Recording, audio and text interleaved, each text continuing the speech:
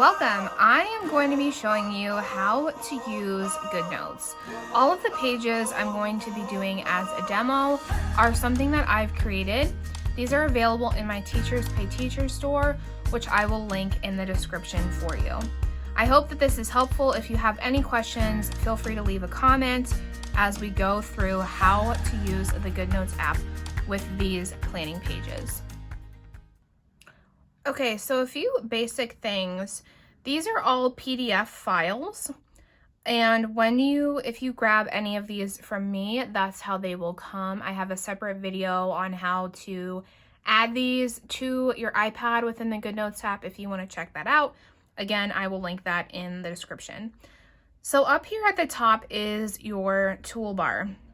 These little dots here are going to give you a variety of things to do with this page. So think of these PDF files as pages within a book.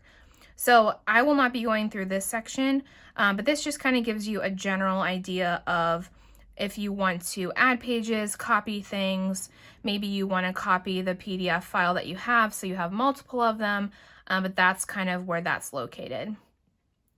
I'm going to be showing you specifically this tool, which looks like a pencil or pen. And I'm going to be showing you how I use this section.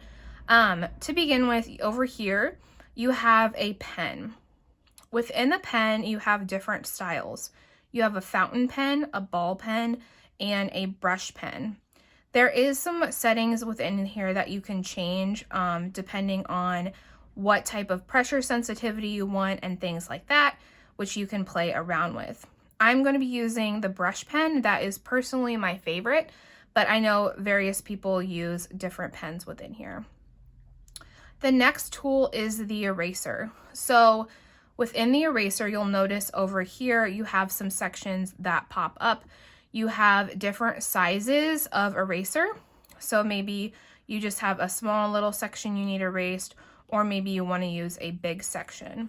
One other quick thing I want to circle back to, within the pen, you have different color options. So over here, I have these pre-saved as colors that I like to use.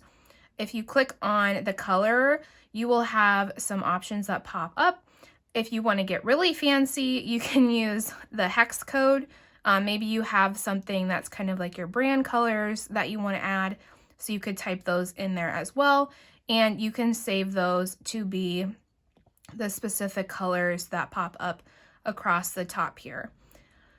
Within that as well, you have different sizes of your pen. So when you click on these, it changes out which one you are using.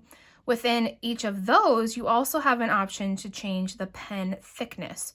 So maybe you want to make it a little bit thicker for this section, and you can notice the difference when I'm writing the thickness between the two of those.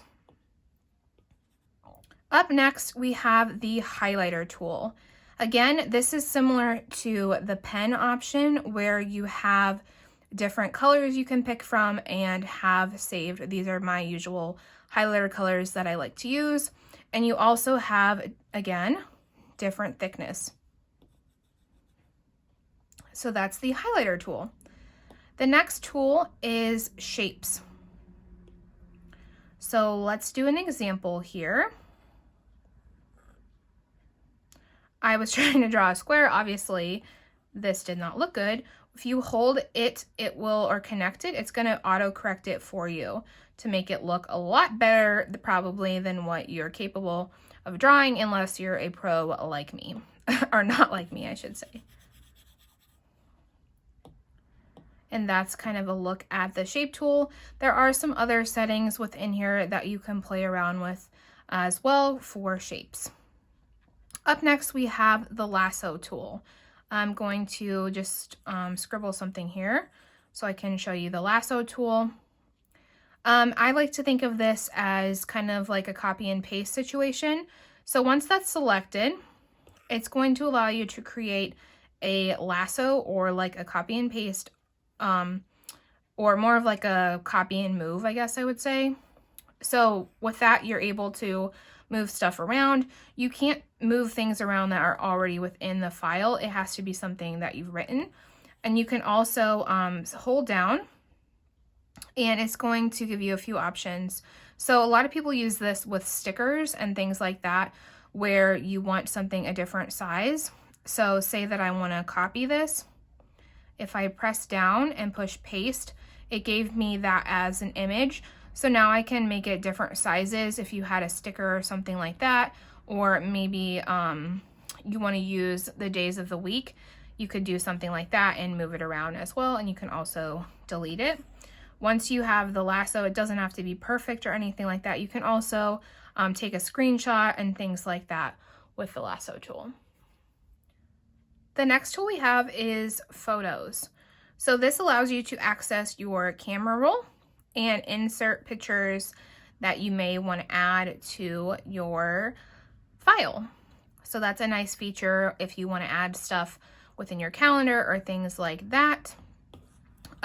You'll notice once it's on there, you can't do something with it unless you select the lasso tool and decide whatever it is that you want to do with it. Up next is camera, which similar to the photo option, this would just be maybe if you wanted to add some notes or something like that, you can turn that on as well and take pictures. Up next is the text tool. This sounds exactly like what it is. It allows you to type within the within the boxes. One feature I do like is if you're writing, it will add the word in there that you just wrote within the text box, or it will try to guess whatever it is that you are working on. You do have the option as well within here to change out. You'll notice in the corner from stylus, you can change it to keyboard, and you could type in there if you would rather do it that way. Within the text feature, you also can change the type of font that you want to use. You have the different sizes over here. You can change the alignment, you can change the color, and over here you can add text box as well. The last tool within here is the laser pointer, which just basically gives you a laser pointer.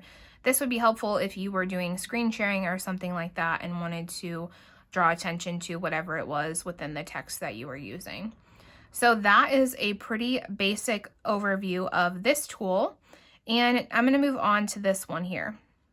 So this one is giving you the options to add pages. So within GoodNotes, they give you a variety of options that are already in here.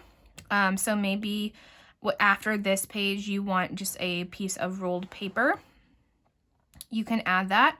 So now if you go over here, you're going to notice that it has that page, which was the one I was just on. And then the next page is the ruled paper. When you're in this section, you can delete pages. You can add pages before, after, duplicate. You could export these. You can also move them to the trash if you don't want that. You can also combine these. So maybe you want to add a page from your original library and drag it into here so that you have maybe one template and then the next day is a different template. So that's a look at that. Another thing I just quickly want to go over is zooming in is just using your fingers. And I zoom in often when I'm writing because if not, sometimes, for example, you'll notice that pen tool versus me zooming in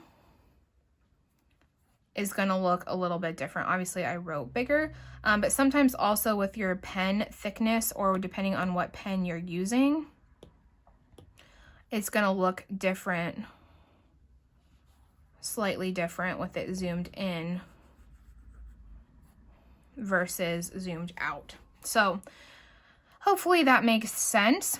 Additional tools over here, you have the option to collaborate if you want to share this with people or print them out, which could be very helpful. Another thing over here is you can bookmark pages, you can search for things, and then that again just goes back to the section over here like with the pages and things like that. Another quick tip for you is alternating back between the pen and the highlighter. This is something I do quite often. So say for example, on my to-do list here, I have meal plan and laundry or something like that. Now I got those done, good for me, and I want to cross them off. Obviously you can do a check mark or something like that, but I like to go in and highlight them. You'll notice too that line, the last line I drew, it kind of auto-corrected it for me. You'll notice it does that sometimes when you're using the tool. You can change that in the settings. Another one that I use a lot, you just saw me a few seconds ago use, was the undo button. If you don't like the way something looks or you want to change something, you can click that.